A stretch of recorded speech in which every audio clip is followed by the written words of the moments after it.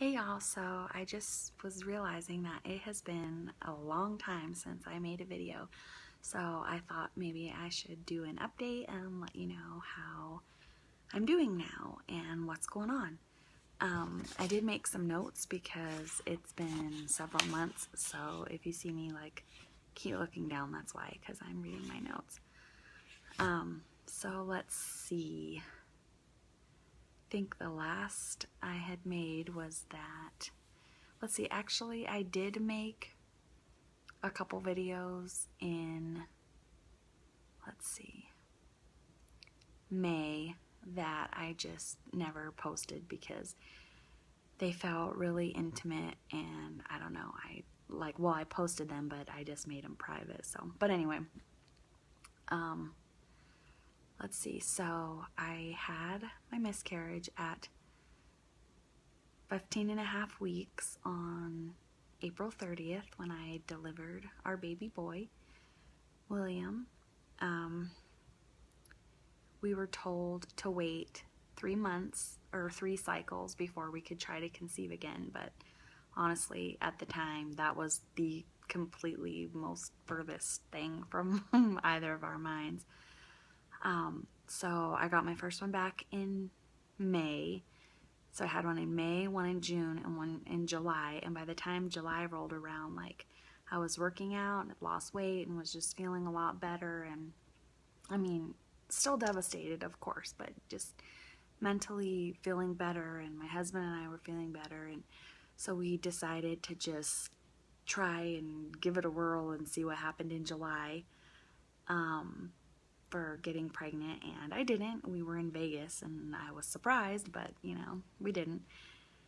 And then I did start to have some problems. I was having like breakthrough bleeding and just cramps and pains, and it felt like a pinching pain in my right ovary pretty much all of the time. I mean, there was like a few days where it would let up and I wouldn't really feel anything, but it was pretty much just constant.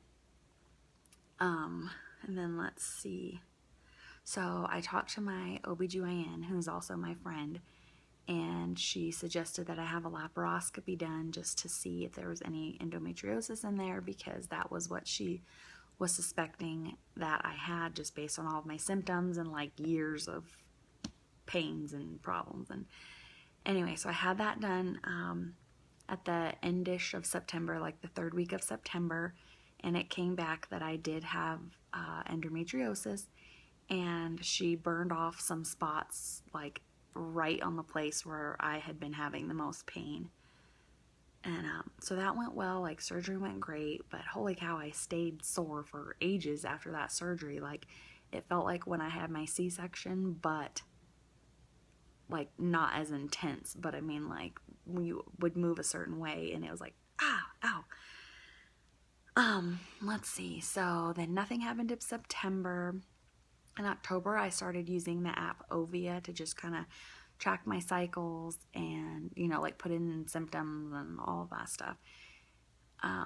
So then in November, I started temping, like taking your oral temperature, basal body temperature.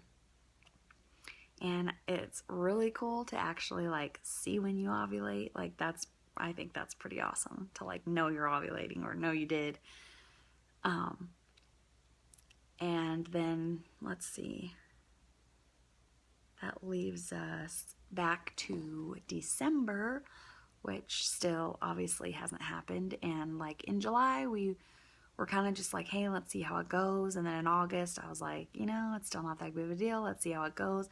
But then September, October, November, December roll around, and you know, now I feel like I'm to the point where I'm like, okay, I would really like for this to happen, but in the meantime, we're kind of just taking life one day at a time. And I'll be finishing up my bachelor's degree in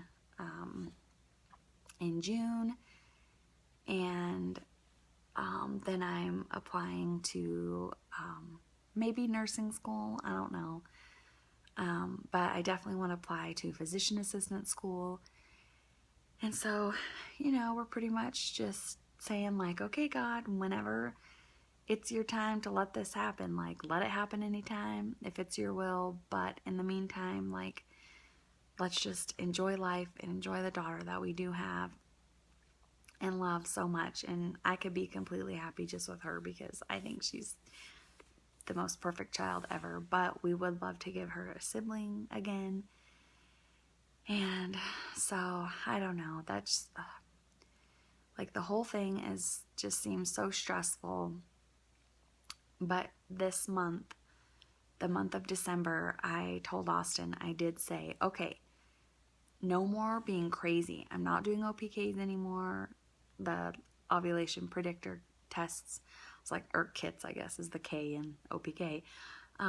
You know, I'm not gonna be like, okay, like, it's the perfect time or whatever. Like, if it's gonna happen, it's gonna happen no matter how crazy and obsessive I am about it. So let's just relax and have fun with it and just enjoy ourselves and see what happens. And honestly, like, I have still temped this month, but I haven't done anything else.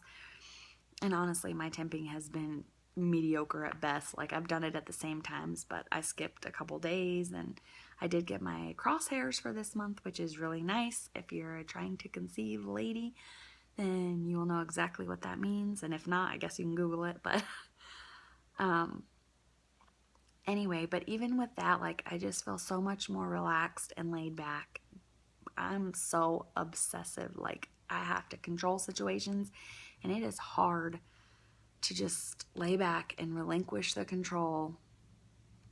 But I'm really trying to do that, and I do feel so much better this month than I have in a long time. And even if it's not the right time still, then at least I will mentally feel better about it. So I guess that's really it for now. Still just living life, waiting on God's plan, waiting on God's will, trying to just be better in other areas and not think that, you know, life can't be perfect unless we have another baby, because honestly, it feels perfect now.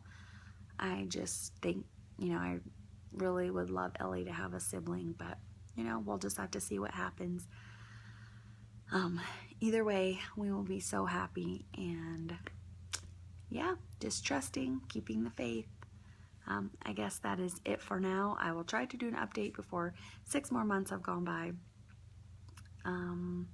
So yeah, that's it for now. I'll talk to y'all later.